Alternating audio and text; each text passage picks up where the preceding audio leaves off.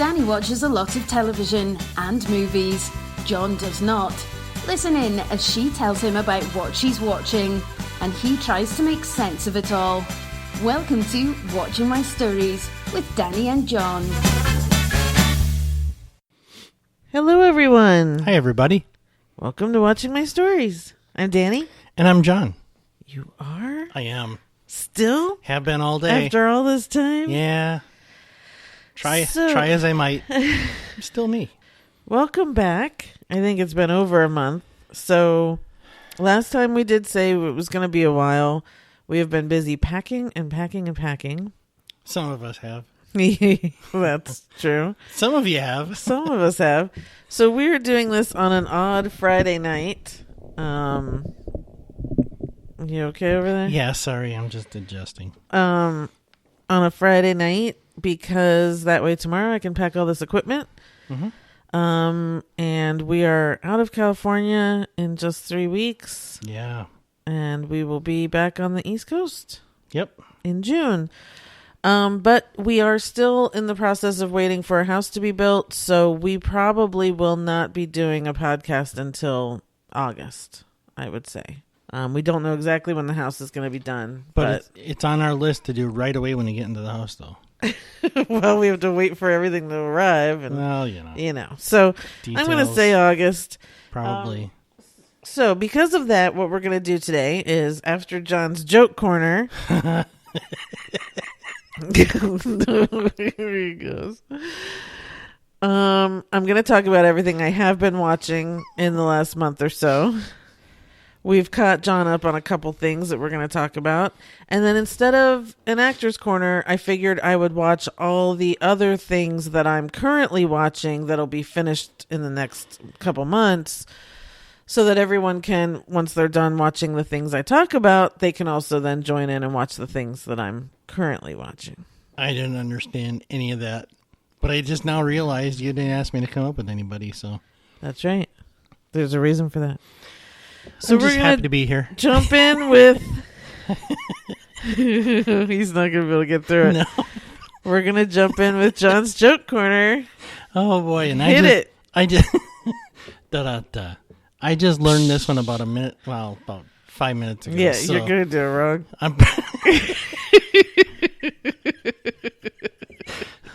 Okay, here we go. Hey, Danny. Yes. You're starting it off wrong. Am I? I think so. Go ahead. Where do people go when they get hurt playing peekaboo? Where do people go when they get hurt playing peekaboo?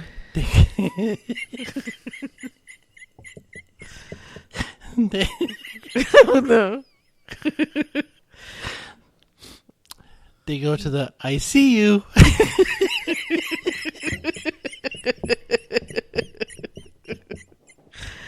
Oh, boy.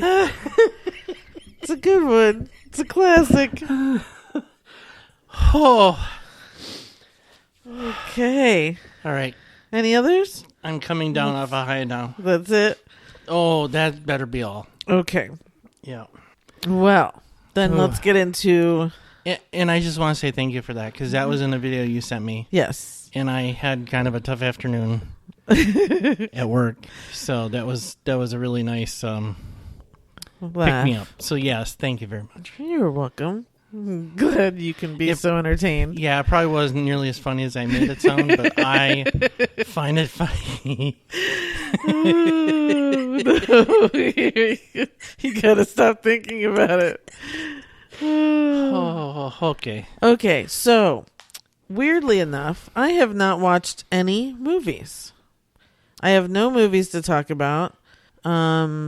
Because when we're packing, I pretty much like Harry Potter's on it, right now. I was just watching it. I pretty much put on the Harry Potters that are on TV or any Marvel movie that's on TV, and then I can pack. So I haven't watched anything new. It's interesting. I'm not sure I believe that. As far as movies go. Yeah, I hear you, and I've never known you to lie to me, but I'm not sure I believe that. Okay. That's well, just if you really, think of one. That's really rare for I mean... It is. Has that ever happened? I'm halfway through a couple movies, but I haven't finished them, so... Oh, the not good ones? Well, no, just haven't had the time to get back to them. Mm-hmm. Haven't determined. Okay, so we're going to jump into TV stuff. First, I've got a couple documentaries. First one being one that we watched together that was on HBO the other night. Oh, am I supposed to come up with it? I don't think that's a good idea. Spring Awakening. Oh, God, I'm sorry. Yes. Those You've Known. Yes. So, your favorite musical. Yep. Of all time. My first Broadway Your first musical. Broadway musical. And it struck deep, swift and deep, and it stayed with me, and it is my favorite musical. Yeah, we've seen it a couple times since, Yeah. but we saw the original cast, so Yep. this documentary was very wonderful to revisit all of them. Go ahead. And I was thinking about it, listening to Jonathan Groff talk about when he left. I think we must have seen it like just a month or two before he left. No, we saw it in October of 2007, and they all left in 2008. So we were. Oh, I thought they left in December of 2007. Their contract ran through December, and John was the first one to leave. John Gallagher. Oh, that's right. Yeah, That's right. So we're good. Well, whatever. That was my contribution, and as usual, it's not I'm much. sorry. No, it's fine. So this is now on HBO Max, and it's rolling on HBO as well. And I want to emphasize for everyone to go and watch this, even if you haven't seen the musical, because I think it will make you want to watch it. And I'm very, very much hoping that someone's going to revive it soon. It's been 15 years, and it's necessary right now. Everything that it deals with. It's very topical right now. Yeah. So Spring Awakening is based on a book of the same title that was 1800s Germany. Yeah. And it deals with really horrible, hard subject matter: abortion, suicide, incest, rape, molestation, gay characters who obviously couldn't come out in those times. Anything else? No, it's a lot of stuff that's topical today. And that kids deal with. Deal with at any age and any year. And the brilliance that they did with this show was that they set it in 19th century Germany with the costumes and the vernacular, and yet they put it to contemporary rock music done by Duncan Sheik. Yeah, he wrote all the music. So if you haven't heard any of the music, definitely, since you can't go see the show right now, go listen to the soundtrack. It's an incredible soundtrack. It's one of those where every song you go, oh, and this is a good, oh, this one's a good, oh, no, this one's a good, There are no weak or throwaway songs. No. They're all good. Right. And and the soundtrack does tell a story on its own, even if you don't know the book in between. But then this documentary was basically that a couple months ago, the entire original cast, original crew, original band, everyone except for one person that has passed, the director, everyone got back together to do a concert of the show to benefit Actors Equity, because so many people had been displaced and weren't getting paid during COVID. And so it's the story of all the original people telling the story of the show, how it originally got on Broadway, all their little things that we love to hear, and also then clips of this 15th century concert, and also clips of the original broadcast, a Broadway show as well, which I wish they would just release. Yeah, they need to release that. I would buy that on pay-per-view. For that's sure. That's the only way they did that. Yeah, definitely. The original cast performing the show. Right. Ugh. Right. And if you don't know, in the original cast was Jonathan Groff, Leah Michelle, John Gallagher Jr., Skylar Astin, Krista Rodriguez, if people know her, she was on Smash. She's also a Broadway person. Jen Damiano, who has done a ton of shows on Broadway. Lauren, I can't remember. Ambrose. Yeah. And the guy, Steven, the father, the old guy, who's been in everything. You'll know him. You know him. So anyway, I loved this documentary. I was crying the whole time because Jonathan Groff cries the whole time, and so I can't help it. But the one thing I did say afterwards was that I wish they had done like the documentary style thing with the interviews and talking about the past and done like an hour of that, and then shown us the entire concert in full, and then perform the show. Right. Yeah. Because I feel like we didn't get enough of the concert that I would have wanted. But again, maybe it would have been a 4-hour thing, and most people don't do that. Well, so, and so much of it is Jonathan Groff. You would have just cried even more. I mean, and if I had been at that concert, it would have been an absolute mess. Yeah. And so would you. So what are you talking about? Oh, I'm not saying don't I put wouldn't. it on me. It's such a good show. You cry. Like we saw. So the second time we saw it was at the Kennedy Center in DC, and it was hysterical because so many of the Kennedy Center's patrons and their members are old people in DC, and they're all sitting there, and we're just like, bouncing up and down, loving the music, all that sort of thing, and we start to see people. Because it's very heavy, and it gets to be a very awkward cut for intermission, and we noticed people getting up at intermission, and they didn't seem to make their way back. No, there were some empty seats, and look, there's there's simulated sex on stage. Mm-hmm. There's suicide. There's suicide. There's all that. There's a lot of language. There's a lot of F-bombs and there's some language and stuff. Well, just talking about sex, it's a lot of these kids discovering themselves and what they want, and not being taught anything back then. Yeah, I don't think that to me, I don't think offends that crowd nearly as much as just. I think the music did as well, because it was just it's loud and it's very good, but for some generations, I think maybe. And one of the best songs in the show is "You're Effed." Totally, yeah. So it's like, a lot of people got up on that. I guess, yeah. So anyway, I can't stress it enough. Definitely go watch the documentary. These people, so you can look at them even and listen to their stories, even if you only know Jonathan Groff as Kristoff in Frozen or Leah Michele from Glee. Go back and see them when they were really, really young.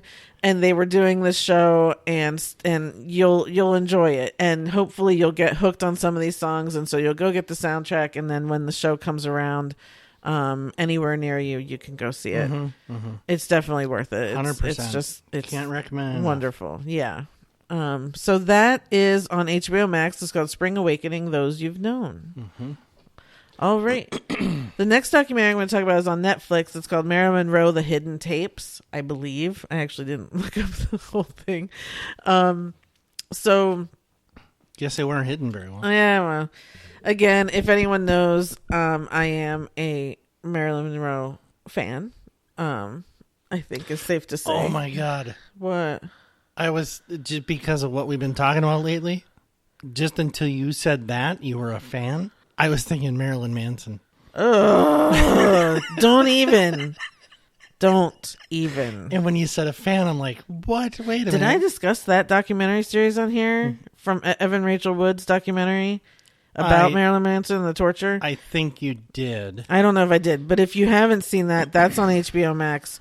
Go check that out. Marilyn Manson is a monster, and so do not mix up the two. Thank you very much. I'm sorry. So back to Marilyn Monroe. Sorry. So this was a thing where a guy, an author in the 80s, I guess, was asked to look into Marilyn's death, and of course she was murdered, and so he was looked to see if he could find proof of her murder, and that's my opinion, and so he went and interviewed as many people as he could, and he has tapes of all of these people who knew Marilyn from the beginning, people who knew her all the way through, whether it was her hair person or her therapist family. He talked to them. Peter Lawford he did talk to, who admitted quite a bit. So it was very interesting listening to these people, as well as a lot of investigators that the mob had put on Peter Lawford, and so they had put on the Kennedys, and so of course they had put on Marilyn Monroe and the tapes that they have. So back in my teen years, I had read a book that had laid out the possibility that she was murdered instead of overdosed or killed herself.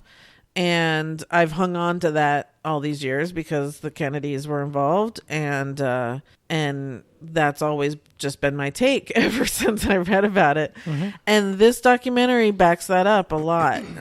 Now he does come to a conclusion that he says he can't say that she was murdered, but he does know the Kennedys were there that day. Peter Lawford came and cleaned up everything. There are tapes of the phone calls between her and the Kennedys that day, especially Bobby was there that day. And they were involved. They were there when she died. We can at least say that. So, you know, I have very negative thoughts about the Kennedys because of this, but at the same time, it's hard because I do believe that on a politics side, if they had survived, I do think our country would be very different. But because I love Marilyn more, I just want to hate them. I guess is my easy way of saying it. And that's fair. But that's just because of my love for her. So, yeah, it's a very interesting documentary if you care at all anything about her story or whatever, because he does go through her whole story. And it's always sad, and it's, you know, it's sad as a child, and sad that she could never find happiness and have the kids and family that she wanted. So anyway, it's very interesting. I highly recommend it. Go to HBO Max and check that out. No, this one was on Netflix. I'm so sorry. Go to Netflix and definitely check that out. Okay. If you have an interest. Okay. Next show I'm going to talk about is on Hulu, called The Girl from Plainville.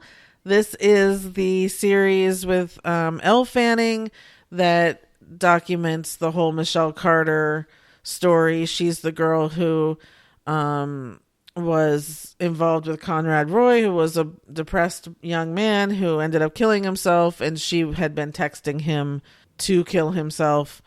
And so this documents that whole kind of a lot of text exchanges with them and a lot about her. I have, again, this has been a story I have followed since the day it happened. I've watched many documentaries, many lots of things. So watching this, it was a well put together show. It didn't stray very far from the truth, which was good, or the truth that we know of. I feel like it didn't show Conrad being as depressed as he was, but again, what are you going to do? I think people want to make her the villain. This is one of those things that I think is polarizing for people, and people just go, "Oh, she told him to kill himself. That's horrible," you know. But you know, can you really make someone kill themselves? It's one of those kind of topics. It's polarizing, but it's complicated because I have found myself, you know, I watched the documentary series, right? And it was like, ooh, that girl. Right. You know, and then as time goes by, I'm like, but did she really do anything? Right. Well, is it criminal? That's where because it's just plain immoral or being a bad human. Okay.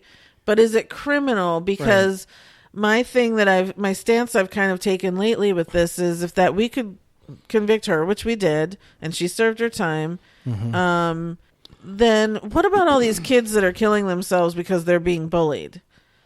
Isn't that worse? You know, she thought she's got issues, whatever, and she thought she was actually helping this young man and being a friend to him.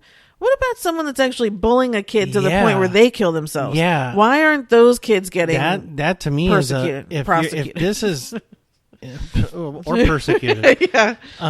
If you're gonna, exactly. If you're gonna say that this is that this is criminal, a crime, right? Then there's got to be something done about the actual bullies, right? Even if it's not physical, right? Exactly. You know, even if they have social, you know, these mean girls or whatever that go on social media and they're saying horrible things about girls.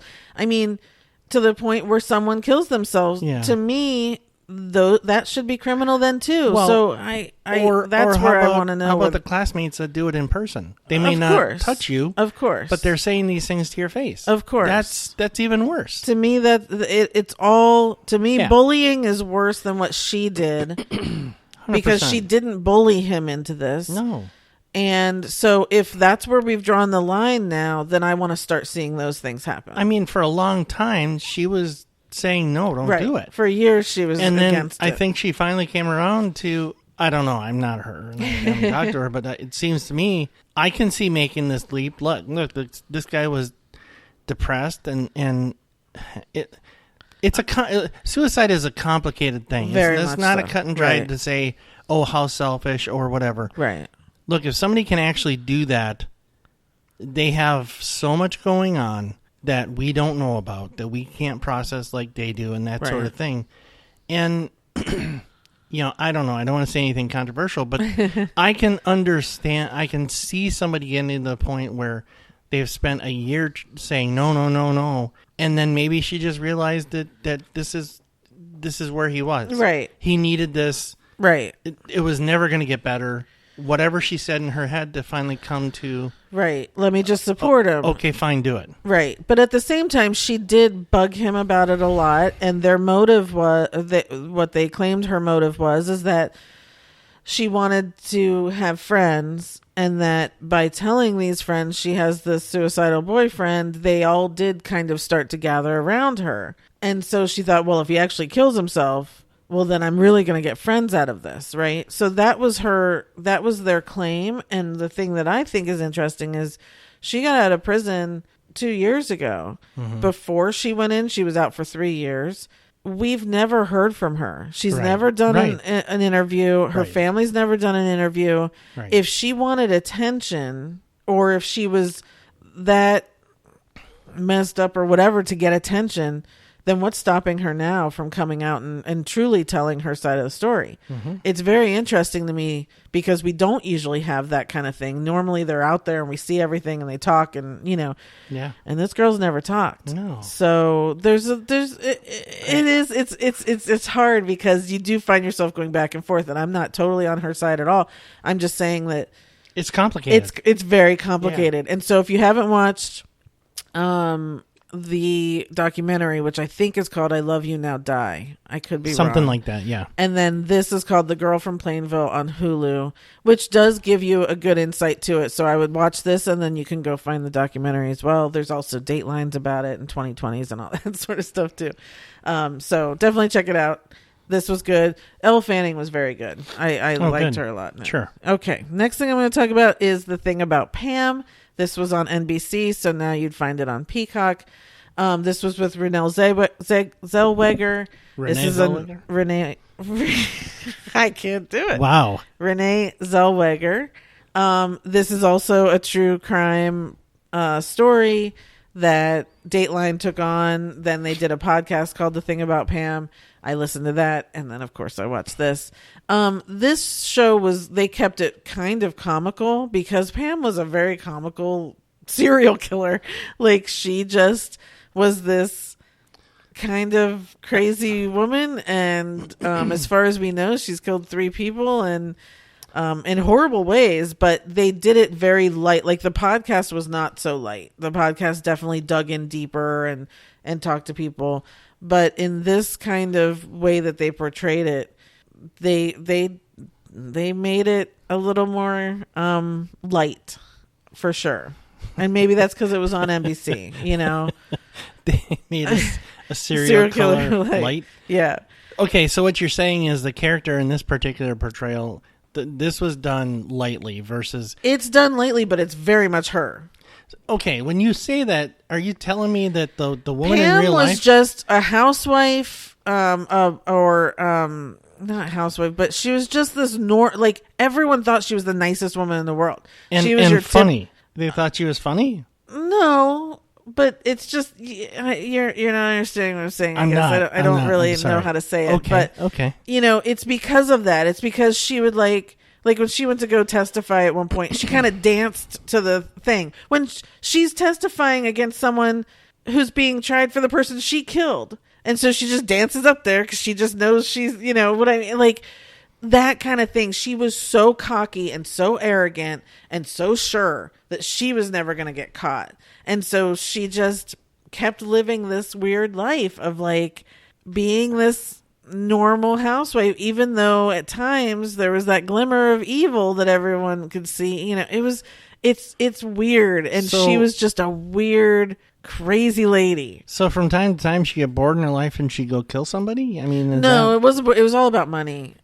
She had a friend who had cancer, and she got the friend to sign over her life insurance to her, and then she stabbed her like 58 times.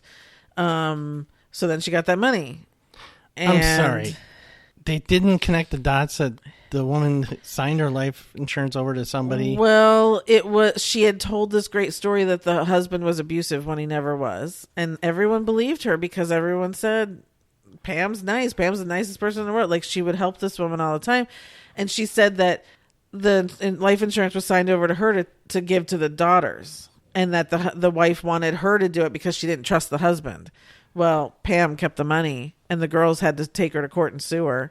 And they still didn't win. It's crazy. You got. I mean, there's so much. God. Then she killed her mother for that life insurance, and then finally she killed a random man that she picked up on the streets to again try and frame the husband to add another layer. But that was where she screwed up, and that's how they got her. So it's insane. Wow. It's insane. Okay.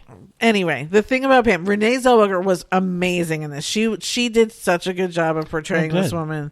So she was really good. She's doing a lot of good things lately. Yeah. So Okay. Good that's for on her. Peacock now if you want to see that. Okay. Next show I'm going to talk about is Shining Vale. This is was it Starz or Showtime? Now I don't remember. I'm so sorry. This was with Courtney Cox, Greg Kinnear, Mira Sorvino, and it was like a horror comedy show. It was really interesting. Like I didn't know if it was a comedy or if it was just supposed to be a scary horror show, and it kind of ended up being both. And I really enjoyed it. It was a half-hour episodes. I enjoyed it. They move into this house in the town called Shining Vale, and Mira Sorvino starts haunting Courtney Cox and kind of possesses her and stuff. And it was very entertaining. They ended it really well for a second season. I haven't heard if a second season is coming.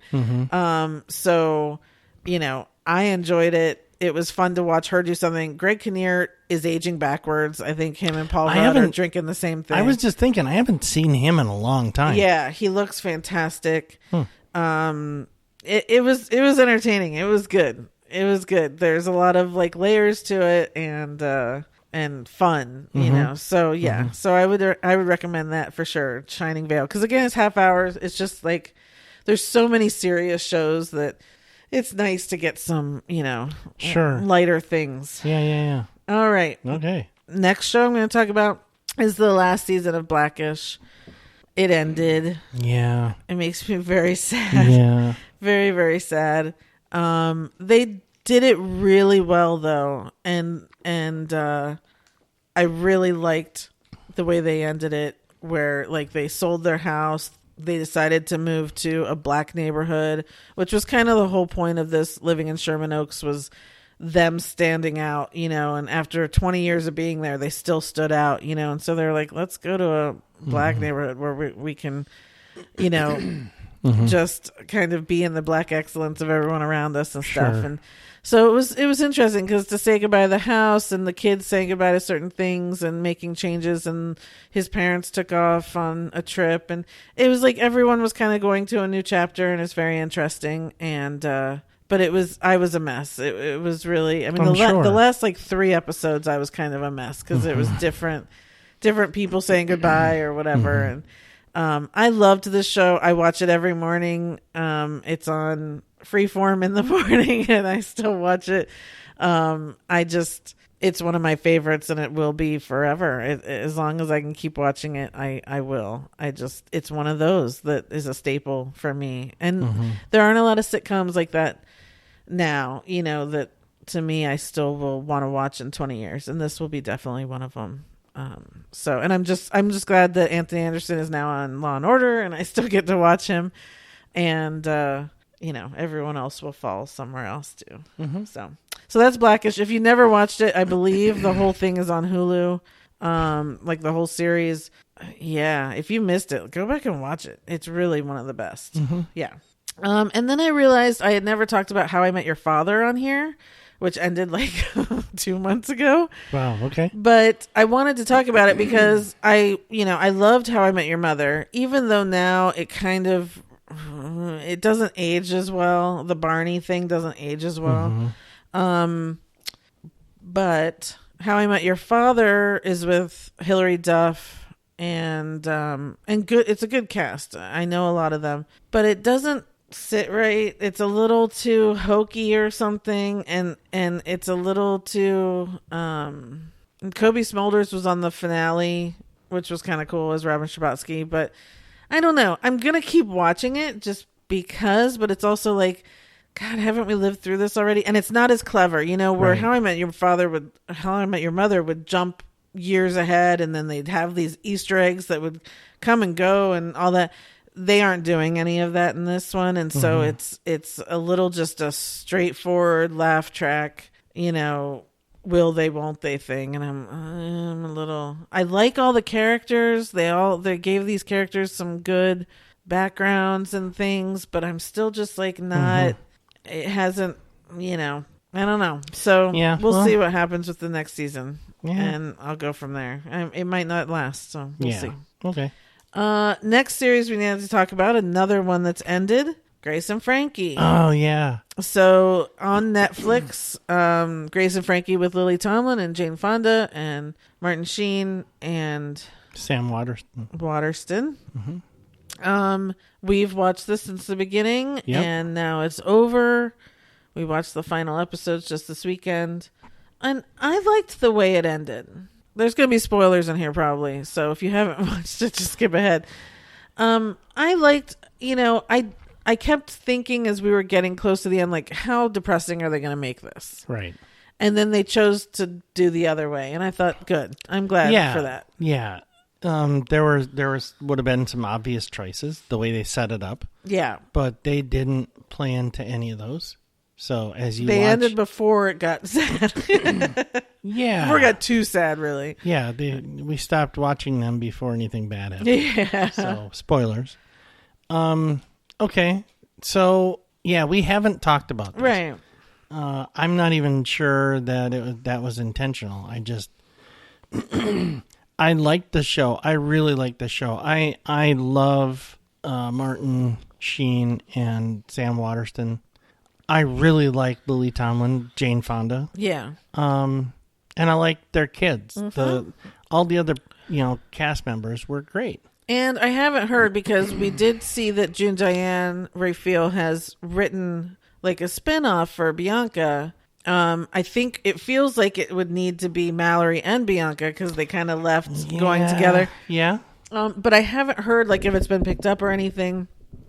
So I'd watch it. I'd give it a shot if it was, if it was the two of them or the four of them, right? Even, The or four whatever. Kids, yeah, for sure. I'd give that a shot. Yeah. I really enjoyed the show. This last run of episodes, we're dragged out. This last season was 16 episodes, whereas normally I think we only had 10 or 12 or something. I don't know why they felt like they had to give us so many. Well, there ended up being so much contrived stuff that I felt that was like not necessarily forced, but it wasn't. It was just weird stuff that would come up that would take up an episode or something like that. And it was like, this is unnecessary. I mean, I enjoy every half hour we get to spend with them, but this is really starting to test it. Look, This Is Us is doing the same thing right now. They've dragged out like the last 5 episodes with just, come on, you could have done this before. So it just happens, but I still enjoyed this season more than, this was 7. I think it was 5. Remember that we really didn't like. Mm-hmm. So there's one really, to me, bad season in this whole show. And that says a lot, because that's hard. It's a lot. Yeah. That's hard. And it's especially with, it's something we really haven't seen kind of since well, we've never seen people this old. People in their 80s, right, starting over, starting a new chapter and all their lives and all that. It's great. It was it wasn't ageist. Well, maybe it was in some places. I'm not one to really say, but to me, it didn't feel like it. It felt like it was respectful and funny and truthful, and I loved all the characters. So I still, it'll probably be something that I go back and kind of put on in the background every now and then, because they're just funny. They're just super funny. They are. But yeah, Jane Fonda got old this last season. Old fast. She definitely has some physical things going on, I think. Yeah. So yeah, that's okay. She's 80, I think she's the oldest one on there. 83 or something like that. Yeah. I mean, look, she's had a good run. So she's had an incredible now she run. can't run. So all joking aside, it was fine. It just it was too long and drawn out. And really, honestly, the only show that comes to mind right now that I think did it right, where I didn't think it was drawn out, is The Good Place. Right. I think that was they stopped it in 4 seasons, so understood. You were still wanting more, and with this one, we knew it was ending, and we were kind of like, get to it. Okay, let's get there, because I don't need this. Right. Yeah, but it was still entertaining. I still enjoyed watching them, so I still recommend it. Oh yeah, highly recommend it. Good. If you like any of those 4, you'll love it. Exactly. Yeah. Yeah. So Grace and Frankie on Netflix, definitely worth checking out. Yep. The next show I'm going to talk about is Julia. This is on HBO Max. This was only 6 episodes. I don't know if there's going to be a second season. I hope there is. But this was the telling of Julia Child when she started her TV show. So it's kind of like, Julie and Julia, where they end when they move to Massachusetts. This is now, they've been in Massachusetts for a while, and she decides to do the show and what they have to go through to get the show started. And it was interesting because they present different relationships than in Julia and Julia, and that's my only point of reference up until now about Julia Child. Different. Her relationship with Paul is a little bit different in this, and but anyway, it was very interesting because at the time there had never been a cooking show. Of course, public television had never done such a thing, and they don't have the money. So and these men sitting there going, who wants to watch someone cook? Like, why would they, and all that sort of stuff. And she's not a looker, and the way she speaks, and so they're all just so against it. That she actually opted to pay for the pilot out of her own pocket because they didn't want to do it. Yeah. So anyway, it's very interesting to kind of see the behind the scenes of how the show came about, her and her friendships, how it gets popular, how it gets sold, all of that. It was very good, very good. And I really liked it. And I really do want a second season because there's enough other, characters outside of her, and she struggled with this because it was a lot of work. She struggled with being quote unquote famous. Like in the beginning, people would just call her house and she would answer and they'd be like, I'm trying to cook this and it's not working, and she would give them advice and hang up, and Paul would be like, who's that? She's like, I don't know, and so but then there was also the feminist movement coming up where they were saying how she was horrible for the feminist movement because she was wanting women to cook perfectly and stay at home and cook for their families and stuff, which is not at all what she was trying to do. So it was very interesting. In 6 episodes, they really got a lot through, and it was really well done. And BB Newirth is in it, and Niles, David Hyde Pierce is in it. And of course, I don't have the woman who plays Julia, but she does a great job. So I would definitely recommend this on HBO Max. It's called Julia. And you don't have to know anything about her. It's really interesting. Yeah. She's having kind of a moment, isn't she? She definitely is. Because there's that show. There's the cooking show, the challenge show, or whatever. Yeah. So good for her. Yeah, for sure. I mean, she's not around to enjoy it, but and then the last show in this series I'm going to talk about is Moon Knight, which is the latest Marvel show on Disney Plus. This, again, only had 6 episodes. This is with Oscar Isaac and, is it Isaac or Isaacs? Oscar Isaacs? Isaac. Is it?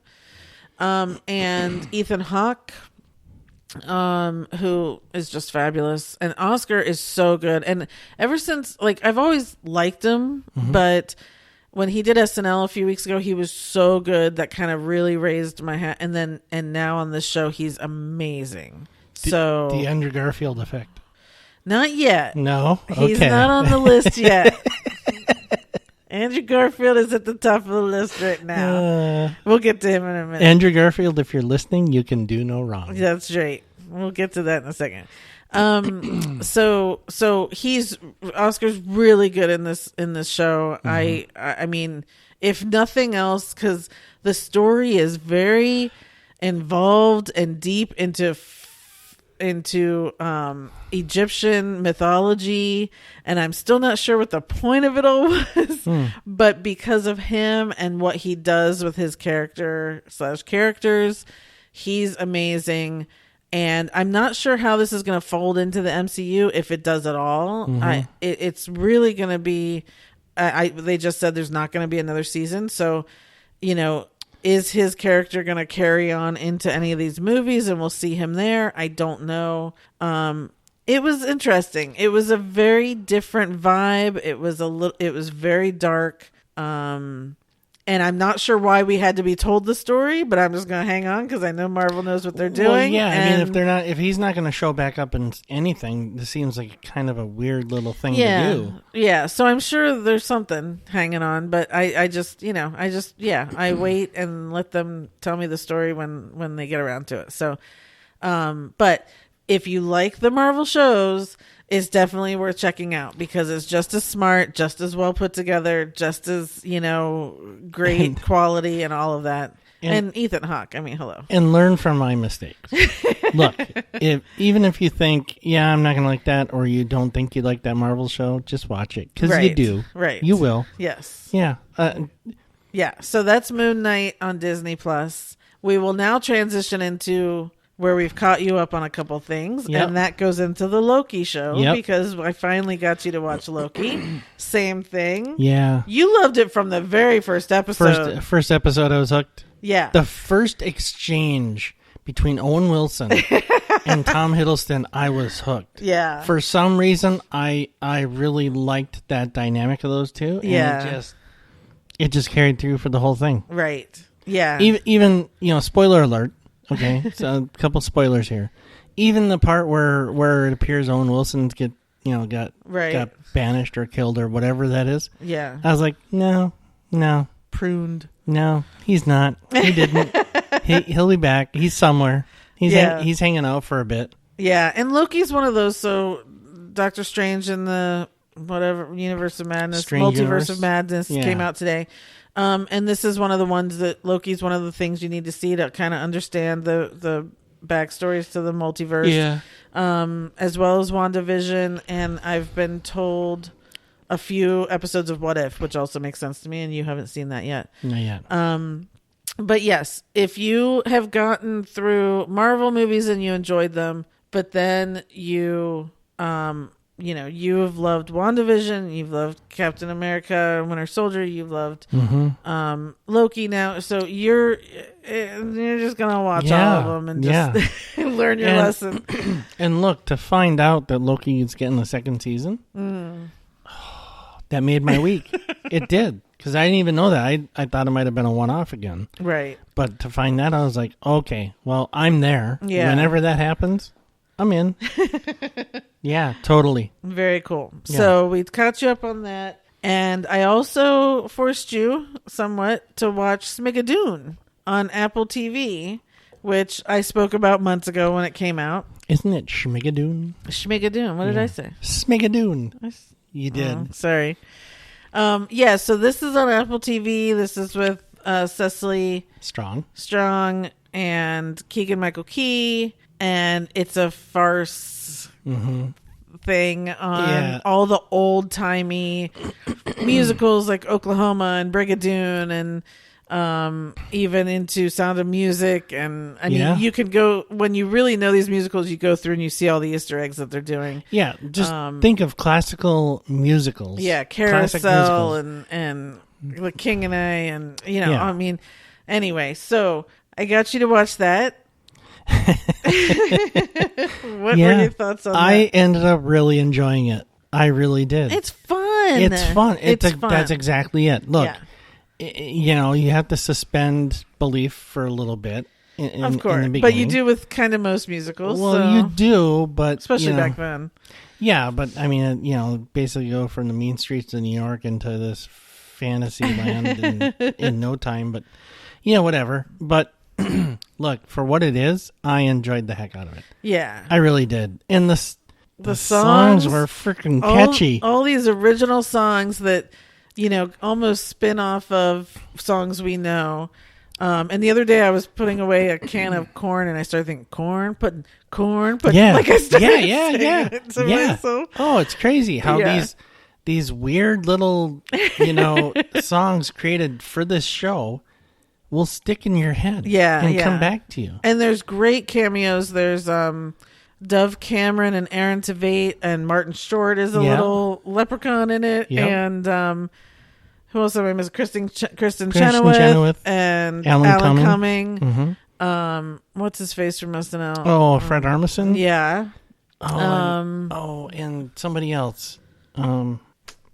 There's so many good people. Yeah, there's a lot of good people. And again, half-hour shows. I think there was 8 or maybe 6. I don't remember if there's 6 or 8 episodes. Couldn't tell you. Yeah, but it's on Apple TV Plus. It's easy viewing, and again, it's really that thing is. where it's like it's not that dark, heavy show. Like you can just get into it and really enjoy it and have a smile on your face. And Ariana DeBose. That's the big one. Yeah. Who's hosting the Tonys this year? Oh, really? Yeah. Oh, there you go. Which the Tony nominations came out today. Congratulations to everyone. Oh, thank you. Yeah. So you recommend it? I do recommend it. Even if you don't like musicals? Even if you don't like musicals. Yeah. You're going to like some of the people in it because there's such a broad range of people. It's not, it's a musical, but it's not. Right. It's making fun of music. And even, I think the main thing is Keegan-Michael Key, his character doesn't like musicals. Right. So it's very funny when they start to sing because he's like, are you kidding me? Yeah. It's very self-deprecating. Yes. At the time. Right. I mean, I wish they would do another one, but I understand it's kind of like, but we'll see. Maybe they can do something else. It had to be an expensive show to put on. Oh, for sure. Yeah. Yeah. Because it was really well done. Yeah. Yeah. So. Good. Yeah. Liked it. Good. Mm-hmm. Okay, so that's everything that we have watched. That's finished. So now I thought I would talk about, because I'm in the middle of a ton of shows, and so I thought, well, since we're not going to be around for a couple months, I might not get back to talking about these, but I'd let you guys know what I'm watching so you can go check them out, and hopefully you'll enjoy them as well. Okay. So the first thing I wanted to talk about is Under the Banner of Heaven. Cue Andrew Garfield. Okay. This is oh. This is on Hulu. This is another true crime story from the 80s. John Krakauer actually wrote the book that this is based on. And it's set in Utah, and it's this murder that happens within like the LDS Mormon community. And sort of some LDS extremists and stuff. And I'll tell you, out of all the shows I'm watching right now, this is the best one. Like, the pacing is fantastic. The way they're telling the story is amazing. I'm enjoying this one over all the others that I'm about to talk about. Not that the others aren't good, but this one is like, I wish I could binge it, and instead I'm having to wait every freaking week. So there's only been 3 episodes out, and I mean, in these 3 episodes, the amount of information they've packed in, and it's insane, and it's a great cast. So I'm loving it. I definitely say go check it out. Under the Banner of Heaven on Hulu. The next show that started is called The Staircase. This is on HBO Max. This is based on the Michael Peterson true crime murder where he murdered we don't allegedly know. His wife Kathy ended up dead at the bottom of the staircase, and there's been all these different controversies of, did he kill her? Did she fall and slip because she had been drinking? Did this weird bird come and attack her out in the yard and she made her way inside? There's a lot of different controversies. This again has been something I've followed for 20 years. Dateline has always brought it up. And then there's a great documentary series called The Staircase on Netflix. This show, The Staircase, is on HBO Max. So you got to make sure you're watching.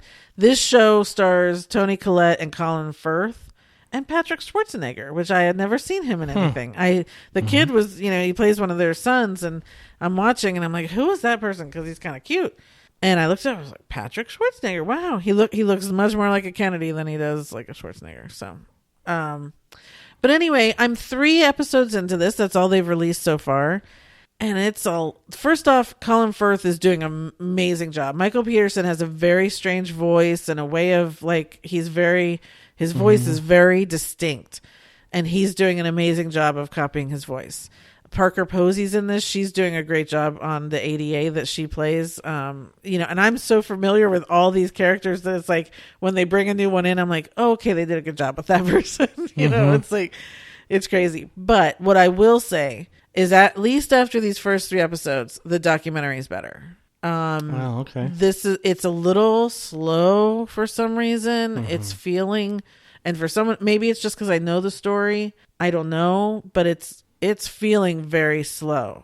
And that's 3 episodes. That's 3 hours in, So, but with the documentary, I mean, you saw the first episode. I feel like the documentary is just really, and again, maybe it's because he is more of a character in that, and you're seeing the real thing. I don't know. So what I will say is, if you haven't seen the documentary on Netflix, definitely go watch the documentary and then continue to watch the show. I'm sure they're coming around. I'm sure it'll get better. And they're not taking a side so far in this show, that she definitely killed her. It's definitely still looking at all sides. So we'll see. But the documentary, and also, because they have all these kids, because it's a very blended family from all this other stuff, and the show doesn't point that out in the beginning, and so I can imagine people who are watching aren't understanding the relationship of all these people. So the documentary is a good place to start, in my opinion. Okay. Next show I'm watching is I just got to throw this out. Yeah. I only saw the first episode of the documentary, whatever. But I was sitting at my computer this afternoon waiting for something to regenerate. And I was sitting back and I was just kind of looking at the ceiling thinking, stupid Friday. And then all of a sudden that popped in my head. And after 15 or 20 seconds, I was like, son of a gun, it could have been the bird. I can see that. Right. They've kept this open in this to the bird from the autopsy. So they're not ruling that out in this series. Yeah. Like it hasn't been ruled out in real life. And if you want to understand what I'm talking about, watch the documentary. Exactly. Yeah. Okay. Let's hold on a second. Okay, sorry about that. Our doorbell rang. Didn't know what was going on. That's weird. We don't get any visitors unless they're wearing a uniform of some kind. Yeah. Let me clarify. UPS, FedEx, that sort of thing. Not official enforcement. Okay. Next show I'm going to talk about is Shining Girls. This is on Apple TV Plus. This is with Elizabeth Moss. This, I'm 3 episodes in. The 4th one just came out today. I haven't watched it yet. This is weird. Oh, and Jamie Bell, who is the killer. That's not a spoiler. They kind of tell you that from the beginning. But this is a weird show. What's her face from Hamilton? Philippa Sue is also in it. I'm still trying to figure out who Jamie Bell is. Billy Elliot. Did you ever see Billy Elliot? No. He was the little boy in that. Okay. So you'd know him if you saw him. He's grown up to be a murderer. He was Evan Rachel Wood's husband in real life. Okay, whatever. So anyway, this is something where at some point Elizabeth Moss had been attacked in this very specific manner and lived, and now her reality changes. Like she comes home one day and she has a cat, and the next day the cat is a dog, and then the next day she's living with her mom, but the next day then she's married to this man she works with. Like it's very weird, right? But then another woman gets attacked and it's just like hers and is killed. And so she works at a newspaper. So she starts working with a journalist to investigate that death. And they start to figure out, there's been a lot of murders just like this that no one's connected. But something's going on with timelines, universes. I don't know what it is, because one thing, she has a picture of a keychain from a murder in like 74, and she finds the owner of the keychain, and the woman goes, I just lost that last week. So, it's like, how did it get in a picture from 74? Like, there's something trippy going on. Can't really figure it out. They haven't told us yet, but it's quite interesting. So I don't know. They'll tell us. I'm finding it interesting. If you have Apple TV Plus, I would say definitely watch it. You can't go wrong with Elizabeth Moss. Yeah, I was just going to say, it's Elizabeth Moss, so you're going to, watch it till the end. I can still go and watch Handmaid's Tale anytime. Turn on the news.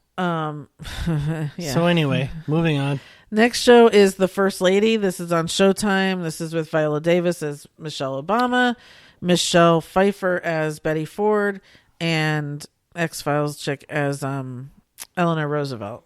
Gillian Anderson. Yeah, I don't like her. I don't like her, but she's doing a great job as Eleanor Roosevelt. This show is so interesting, so good. I'm loving it. I love all of these women in these roles. I love learning more about all of these women. I hope that this is so good that they do another series, a second season with other first ladies, and then another season with other first ladies. You know what I mean? Like, it's so interesting because, again, we're looking at three very different periods of time and how they all cope with having to be the first lady, and all three of these women really don't want to be. And so it's very interesting. I'm really loving it. It's really good. Okay. Yeah. The next show is The Flight Attendant. This is the second season, is on HBO Max. I love this show. It is so entertaining. And it's like, I am not a Kaylee Cuoco fan, but I am because of this show. It's like this. And again, the first season was so entertaining and so good that I did not think they would be able to do a second season and be as good. And yet it is. It's really, really fun. It's really a mystery. It's just good. And I'm shocked at how much I like it. Well, good for them. I'm happy for her. Yeah. So that's on HBO Max. The second season of Girls 5 Eva just came out yesterday. This is on Peacock. We've only watched the first episode so far of the second season. And I'll tell you what, it's just a breath of fresh air. It's like, again, after all these heavy shows I'm watching, Girls 5 Eva is so freaking funny. They are all so funny, and the jokes are so funny that it's like, it's heaven, because I just need that release. Yeah, it's a nice shot of light air. Absolutely. Yeah. And they're all just hysterical. And the songs are so funny. I mean, so anyway, so that's on Peacock.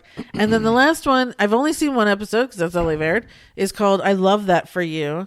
This is with Vanessa Bryant from SNL. Not Vanessa Bryant. Vanessa Bayer from SNL. Oh, I was going to say Vanessa Bryant. LA talks too much about Vanessa Bryant. I guess so. Vanessa Bayer from SNL, and Molly Shannon's in it, which I love. And she created this show as a girl who had leukemia when she was a child, which Vanessa did. And so she fell in love with like QVC, with like the Home Shopping Network, because she spent all her time in the hospital, and she dreams of the show and all that stuff. And she grows up and she gets to be a host on the show. And Molly Shannon is like their veteran, host and all that. And so it's funny. It's cute. It looks like it's just going to be kind of this, weird kind of coming of age thing where she just is figuring out life. But it also looks like she's kind of lying on air. She told them that she has cancer currently in order to, because they're like, what's your character? You have to have a character to be a host. This one guy's like, I'm the Southern guy who loves my mom, and it's like, oh no. Oh. And, then there was the other, like, I'm the working mom who has to take care of her family and do this. And, and so they're like, who are you? And she's like, oh yeah, well I have cancer. And so, blah, blah, blah. So she's got to carry on that lie in order to carry on the show. Sure. So that's on, I think it's HBO. It could be Showtime. I'm so sorry, everyone. I had all this time to prepare, and I didn't prepare. It'll be easy to find. Yeah. I Love That For You with Vanessa Bayer. It's on Sunday nights. So I'm excited to see the rest of that season. So we'll see. Okay. So that's kind of everything. I mean, in the next few months, there's so much coming out. Hacks is coming back for a second season. Yeah, looking forward to that. Stranger Things is coming back in their fourth season. Obi-Wan Kenobi comes out at the end of the month. I mean, there's just a ton of shows coming out in the next few months. So. And here's the thing. I don't really have any interest right now to watch that. But I know you're going to watch it. Obi-Wan Kenobi? Yeah. Oh. I know you're going to watch it, and you're going to go, it's great, you got to watch it. And I should just need to give in and say, okay. Right, because you like Mandalorian, and Boba Fett was good enough to keep watching. I like Boba Fett. Yeah, of course they're doing a good job. Yeah. You know, so I just read that Samuel L. Jackson has reached out to Bryce Dallas Howard to say, I want to do a series about Mace Windu, and is trying to get her to do that. Oh, so wow. that would be cool. Wow. Is Jon Favreau involved in? He's involved. He produces. He's got to all be, these. right? Yeah. Okay. Well. Yeah. As long as they have that constant, and Bryce Dallas, who's done, to find out she's done some of the best episodes. Some of the best episodes. Yeah, that's fantastic. I had no idea, and good on her. That's They're not slam dunks. Right. They can go wrong. Right. And so far, none of them have, and that's just a kudos to that team. Yeah. Yeah. Good for them. And then, movies coming out, like today with Doctor Strange, we've got Top Gun. Next week is Downton Abbey. So there's a lot of good movies, too, coming out in the next few weeks. I'm sorry, there's a Downton Abbey? Oh, yeah. Yeah. That wasn't a fever dream. I did see a trailer for that. Yeah. Okay. Which, again, we're not going to theaters, so who knows how long it'll take us to see I know Maverick's in there somewhere for you, but... Oh, yeah. Have you seen... I got to show you the Lady Gaga video. Yeah, okay. Okay, anyway, so just trying to catch you guys up for the next couple months. But I will try to keep track of all of this and do a really quick podcast our first time back. Yeah. We're going to miss you all. That's it. Yeah, definitely keep watching as much as you can watch. Reach out to us if there's something that I haven't talked about that I should be watching. Yeah. And that's it. We'll see you in a couple months. That sounds good. Take care, everybody. Until then, we'll be watching our stories. Thanks, everyone. Okay, bye.